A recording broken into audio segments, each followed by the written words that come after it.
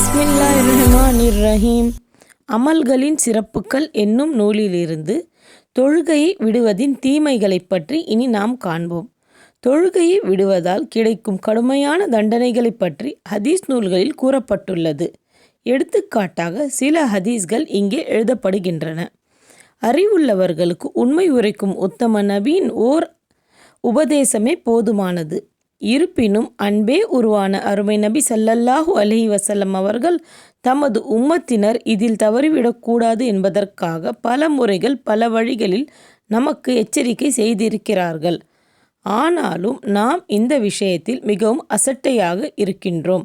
அத்துடன் நாங்கள் நபிகள் நாயகத்தின் சமுதாயத்தினர், இஸ்லாத்தின் பாதுகாவலர்கள் என்று வெட்கமில்லாமல் மார்த்தட்டிக் கொள்கின்றோம். இந்நிலையை பற்றி நாம் மிகவும் வருந்த வேண்டும். தொழுகையை விடுவதின் குஃபராகும். ஹதீஸ் 1. அண்ணல் நபி ஸல்லல்லாஹு அலைஹி வஸல்லம் அவர்கள் அருளினார்கள், தொழுகையை விடுவது மனிதனை குஃப்ரில் சேர்த்து விடுகிறது. தொழுகையை விடுவதே மனிதனையும் குஃப்ரையும் ஒன்று சேர்க்கிறது. தொழுகை ஈமானையும் குஃப்ரையும் வேறுபடுத்தி காட்டுகிறது. நூல் தர்கீப். ஜஸாக்கல்லாஹு ஹைரன் கசீரா.